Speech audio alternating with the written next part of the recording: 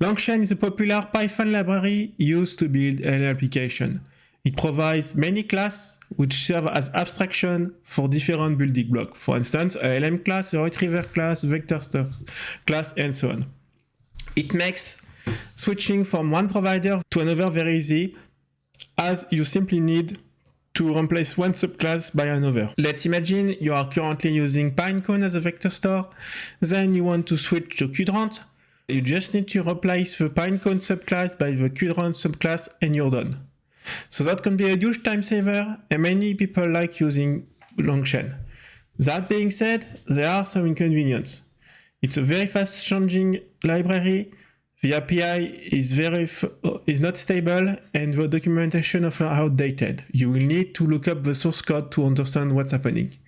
Secondly, the code is sometimes a bit overly abstract to avoid to be tied to any specific implementation.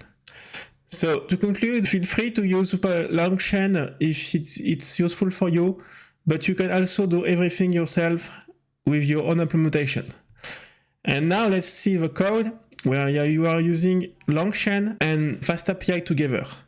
So here we are declaring our FastAPI route. We are building with Pydantic some class which will be used to validate the queries and auto-generated documentation. Here we can see a message, and then we build a list of messages. This will be our payload for this endpoint. And now with FastAPI, we build a stream endpoint. And as you can see, it's possible thanks to the streaming response, which is a FastAPI response. And we simply need to specify media type as text event stream, as server-sent events are expected to be encoded as text. And we're done. We've built a streaming endpoint. But now we need to connect it to the OpenAI API and make sure every event is being logged and sent via the endpoint. How do we do that?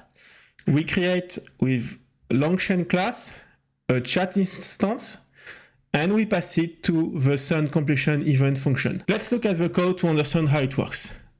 First, we must notice that it is an async function.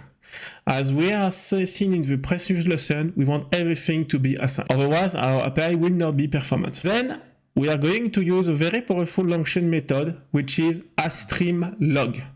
It's a method which is going to stream every event that happened during our execution. So here we call aStreamLog, and then we will loop over each event with async_for. And every time we get an event, the event will be a patch.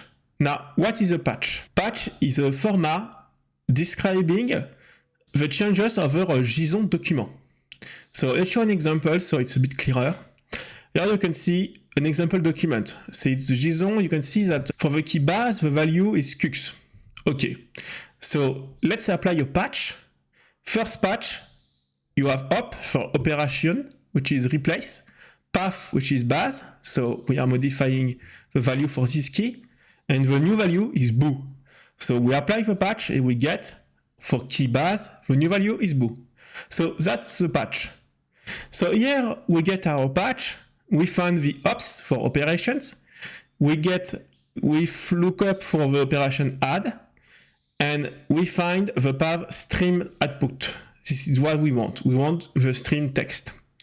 Then we get the content, and as we previously explained, we now can build our server-sent event with the data and a stringify JSON. And then we simply need to yield, as SunCompletion event is an async coroutine, so it can yield when it wants.